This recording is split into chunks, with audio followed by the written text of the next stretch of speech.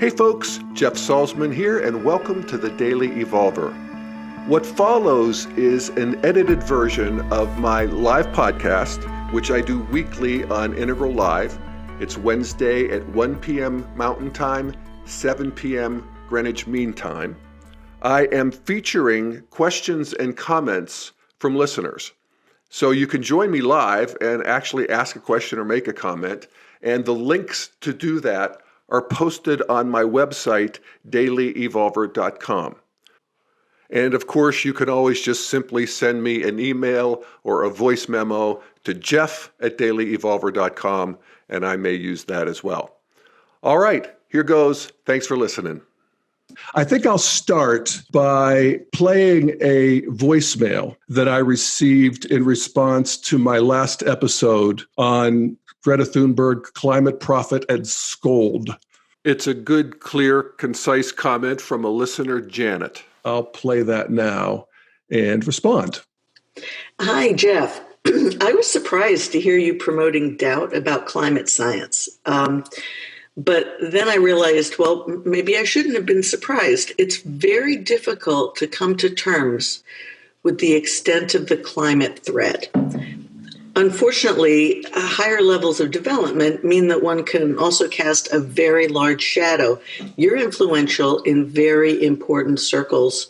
I challenge you to devote more of your podcast to our climate situation while resisting the impulse to dismiss it as a merely green concern. We all need an Earth that doesn't kill us. I really think Greta is not just expressing green, she's expressing healthy red. Thanks. Right on. Well, thank you, Janet. And let me just respond as best I can here. But first, let me take a quick detour into another issue that one of the listeners brought up, and that is my, poor position on the language line of development. In terms of how I pronounce Greta's name, I got an email from one of the listeners who said, and I'll just read it. He said, "Here in Australia, where we have become so culturally diverse, some commentators make a sincere effort to pronounce names in accordance with a person's cultural tradition. But many people tend to say names in ways that are familiar within their own cultural tradition.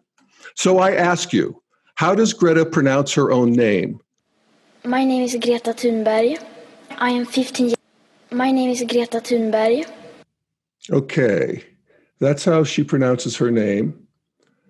And frankly, I can't do that. So I am in the second category of people who pronounce it in my cultural tradition or my English accent.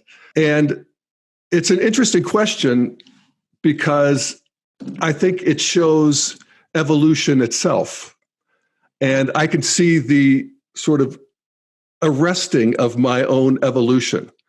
I do think that in the sacred world to come, that we will have all kinds of options in language and accents, and there'll be one language we all understand, and the others and the historic languages will be art forms that we appreciate for the way they uniquely present reality.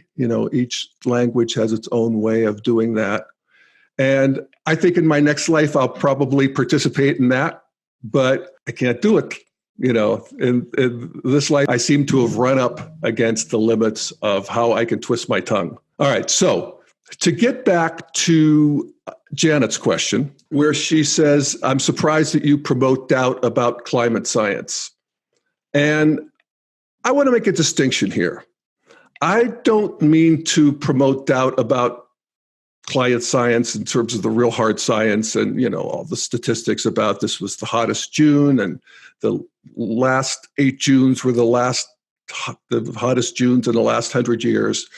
And clearly human beings are creating and contributing to this problem.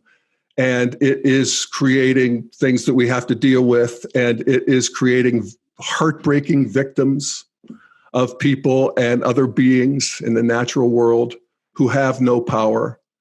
And that is undoubtedly true. Where I jump off ship is with some of the predictions and what I consider to be, threat inflation, actually.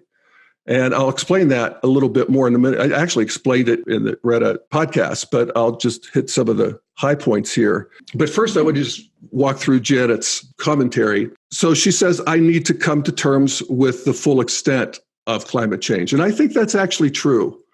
I think I've been a little sanguine. I think that I really do want to fully understand the perspective that she's coming from, actually. And I do think that I have a shadow around it. I mean, everybody has shadow material.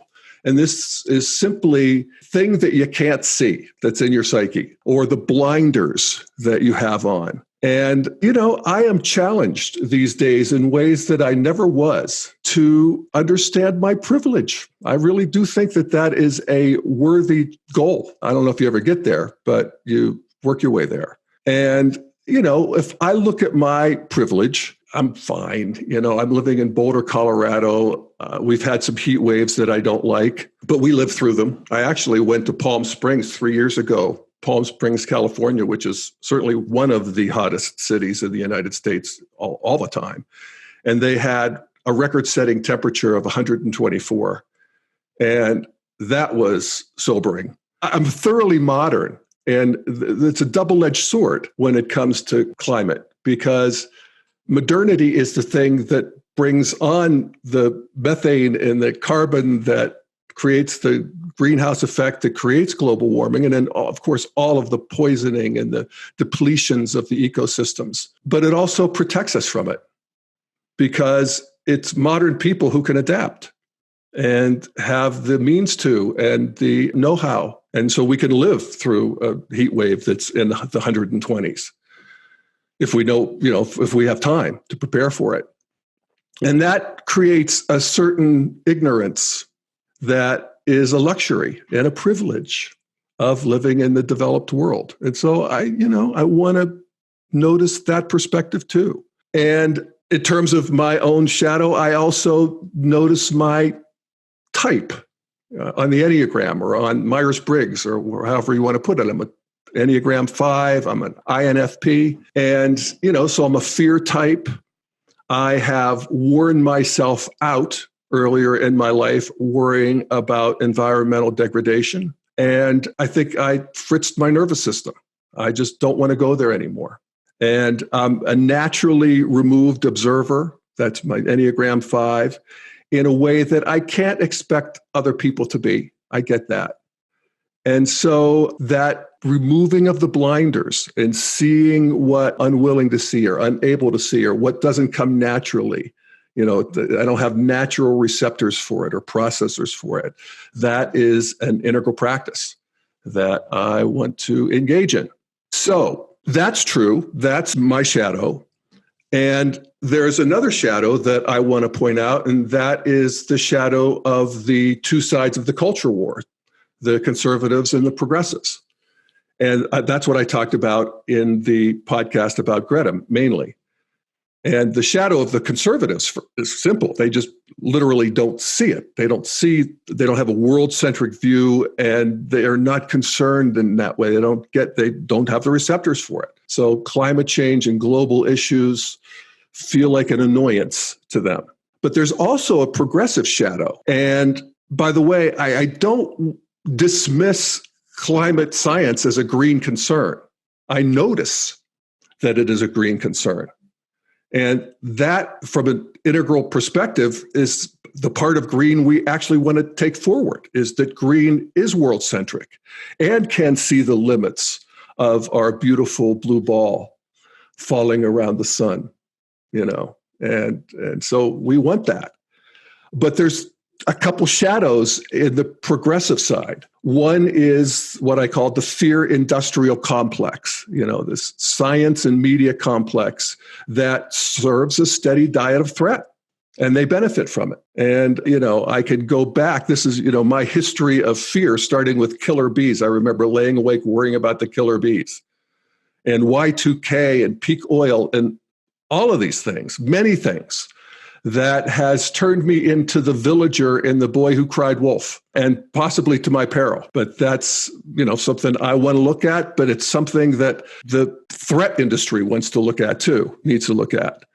Now, I get the benefit, which is that fear moves people, particularly in first-tier memes. We're fear-based in first-tier memes. But it also polarizes in a way that I think a more integral view that wants to hold more perspectives here can navigate in a way that the world needs. So that's a shadow of progressivism I wanted to point out. And the second is that there's a religious quality to environmentalism that is not acknowledged in the progressive world. And I actually like it. I think that environmentalism is a very appropriate religion of modern and postmodern people who really can't believe the myths, the mythic religions anymore. But to see that we've ended up on this beautiful planet, and here we are, that's a religion I can get behind. But I want it to be a more evolved religion. I don't want it to be hellfire and damnation religion. It's interesting because green progressives despise religious fundamentalists who preach hellfire, but they're doing the same thing. And with the same, effect in a way. The switch that I think is important and that we can make here in terms of the religion of environmentalism is that we move from a fall from paradise story. This is an old story, that we were born into a perfect world. We sinned against it. We will be punished with an apocalypse. And we can avoid this if we repent and, live right. And that's the fall from paradise story. And we're to blame. And it's our original sin. And the integral view or the evolutionary view offers a different story. And that is that actually rising to paradise in the sense that we rose out of the swamps, we got smart, we learned how to control and exploit the natural world. We created the modern world. And with all its upsides, the indoors, for instance, tripled lifespans, no lice, no toothaches, that sort of thing, modern medicine. But the downsides, because we got smart before we got wise. And so we're in this sort of sour spot of evolution where we know very well how to exploit, but we're not as tuned in to the downsides, or we're getting to the downsides. And in a sense, what makes the fall from paradise story, I think, so powerful is that there's a really fundamental piece of the truth to it evolutionarily. And this is part of the religion too, is that in a sense, we did fall from paradise. When we woke up to the fact that we were separate, we looked at the still pond and said, I am. Saw our reflection, said, oh, I'm me, and this is the world, and you're you. And that's something that the other animals haven't done in the same way we did, for sure. And that is a terrifying realization, but also sets us off on our evolutionary journey. And I always think of the wonderful line from T.S. Eliot, where he says, all our exploring will be to arrive where we started and to know it for the very first time. All our exploring will be to arrive where we started and to know the place for the very first time. And that's a new kind of paradise. That's a paradise where we bring, with us, not just this sort of pre-conscious or pre-rational mind, but also all of the evolutionary stages that have been hard-earned. But I think it's as likely that we'll muddle through the climate crisis, and the creativity of human beings is astonishing. And that at any rate, we ought to be careful about the fundamentalism of the environmental religion, that preaches hellfire, especially to kids. The part about Greta's speech to the UN that was so distressing to me was that you robbed me of my childhood thing. And I have friends. I have a friend whose granddaughter is seriously depressed. She's, 10, 11 years old, to the point where they would intervene.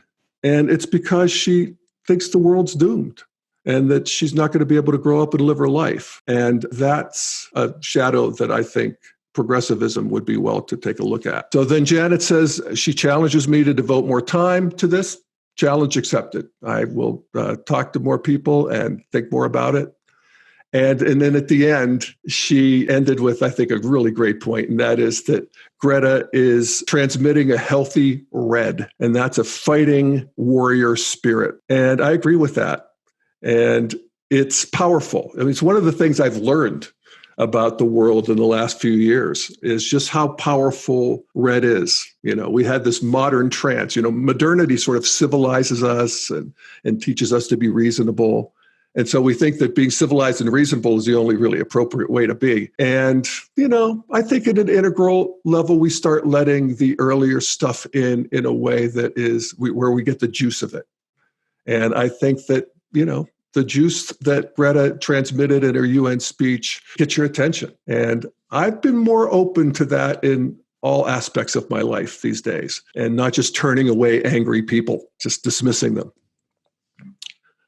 So I got another email from the Greta episode that asks, are you able to provide your own integrative approach to climate change? And my answer is yes. I think my approach to climate change, or an integral approach to climate change, if you will, is basically the green progressive one. I'm on board with all of it. I drive an old Nissan Leaf, 5-year-old Nissan Leaf. I changed all my light bulbs to LEDs. I trying to eat lower on the food chain with some success. For carbon taxes, I'm for all of the above, including nuclear, geoengineering. I'm interested in all of it. And so I don't think my agenda is any different than the people who say I'm not, doing it right. It seems like the only thing I'm not doing is having the anxiety and projecting that. So, let's differentiate those things. And then I got a comment from DJ Recluse, aka Corey DeVos, editor-in-chief of Integral Life. And it is an opportunity for me to thank Integral Life for hosting the Daily Evolver Live on Wednesdays at 1. And check them out. They're the central hub for all things integral on the planet. So integrallife.com. Well, I love that presentation. And I really like how you're framing sort of, the challenge here is that we're sort of getting pressurized between two extreme responses to climate change, sort of an extreme conservative response and an extreme liberal response. And I think what's getting lost in that is that the whole conversation ends up getting based completely around just like belief systems. And there's not enough talk happening that I can see anyway around actual solutions. And, you listed a couple of things that are, sort of commonly held as, here's what I as an individual can do to help. I can change my light bulbs, I can recycle, I can do compost and all that. But of course, a challenge of this size and complexity requires so much more than just sort of, voluntary individual participation. This requires some real sort of systemic changes from the top down, which is obviously really hard to do. You can't turn a battleship around on a dime. It takes a lot of time. And where I get really turned on, Jeff, is when I start tuning into some sort of out of the box solutions that I see coming up, like the Trillion Tree campaign. Are you familiar with that at all? Yeah, it rings a bell. It's like all over the world, right? Yeah. So the basic idea is, we've been able to sort of quantify, how many trees would we need to plant around the world in order to sort of ameliorate some of the really, negative consequences of climate change and, in order to sequester more carbon and stuff like that. And what I like about this solution, Jeff, is it doesn't ask us to like fundamentally change human nature across the entire planet in 10 years.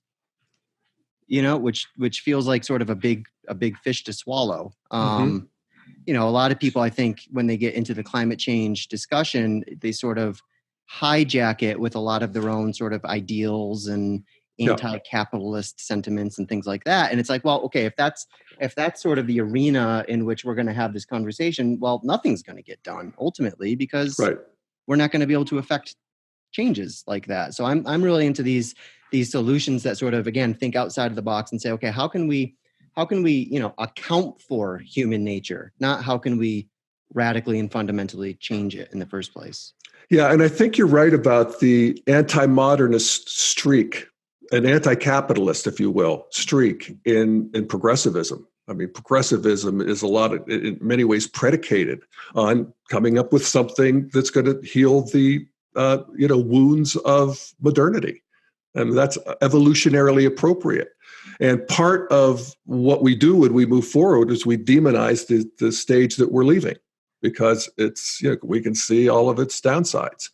And so that's in there. And so and I think, when people are all worked up about climate and still anti-nuclear, that's, a key to that. Yeah. Or if there's any good news, they don't want to hear it because they're really about reorienting the whole system. Fair enough. That needs to happen. We need to move from a growth mentality, which is modern, to a sustainability mentality, which is postmodern or green. That's true. But you're going to polarize the culture war in the process of doing that. And that may be what you want to do, but let's just be aware of it. And in the meantime, what everybody can get behind is, instead of the fear, go to the fix. And it's just what you're talking about.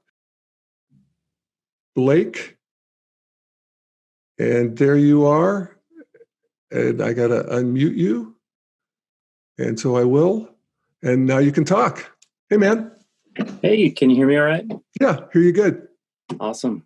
Yeah, cool. Just appreciate the perspective and, the integral. I had the sense that, like taking the concerns of climate change seriously, there's this feeling of like, we have to do something or shock or change the system. And, so just kind of feeling that in my own like green sensibility, but also the integral instinct to kind of stay balanced or lean into asking what is wanting to emerge right now. And if that gives a sense of peace or of working with flow or with collective consciousness, and not to get out there with it, but just kind of what that feels like, maybe to lean into an integral instinct and to kind of try to be a peacemaker or a bridge between the different levels. So that's my question. Yeah, right on. I think that is well said. All right, so Blake, you're now muted.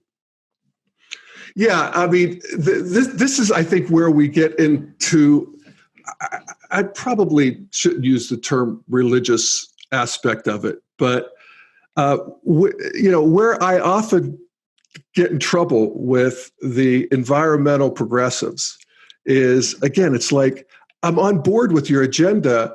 I'm just not buying your catechism, and it's a little bit like fundamentalist Christianity, where, you're not saved by works. You can do all the good things. I mean, what if I just live like Jesus wants me to live? Is that good enough? No. You got to believe or you're not going to be saved. And so progressive environmentalists want the same thing. And I can't go there because that's not my religion anymore. It was my religion for a long time, but I have a new religion. And that is I have a new faith in a way. And that's faith in emergence. And that is a bigger one. I mean, there's bigger to come, but for now, that's a bigger religion. And I have faith in the creativity of human beings. And I have faith that we will, through this fight that we're having, this culture war that we're having, there's a fruitfulness to that will move us forward. And we need to be friendlier to that fight. And as integralists, we can be, especially if we're not gripped by one side or the other. And, that's part of the move forward. And so we can be in that, if you will, religion of emergence. Which is kind of funny, Jeff, because it seems like, in a certain kind of way, this alarmism that we're feeling is part of that emergence. And it's really hard. Totally. It's hard to balance urgency with alarmism. Yeah, that's true. It is. And, I feel a lot of urgency around the planet with the heat and the oceans and, the changes in the ecosystem. But I also don't necessarily see those as doom. I see them as change. and things that will have to be adapted to, ameliorated, or reversed as we develop our way into probably hundreds of years in the future, more or less controlling the climate of the planet. But these, dystopian imaginings of, millions of refugees and cities underwater, it's like, what do they think it's going to happen overnight? I mean, human beings are actually, again, in modern countries, the pre-modern countries, pre-modern cultures have a much harder time, which is why we want them to develop and why they want to develop. But they can develop in a way that they don't have to go through the same stages that, we did. I was watching a documentary on Bill Gates and his obsession about creating toilets for the undeveloped countries where there's still like 1 billion people who don't have running water and don't have sewage. They have sewage, but it's not managed. And these amazing toilets that can be run by solar, and they have just completely creative new ways of doing things. And we don't have to string wires. We've got wireless communications. And I think that I have faith that we'll muddle through. And maybe I'm wrong. But if I'm wrong, at least I won't have to have been anxious the whole time. All right. Take care, folks. See you next time.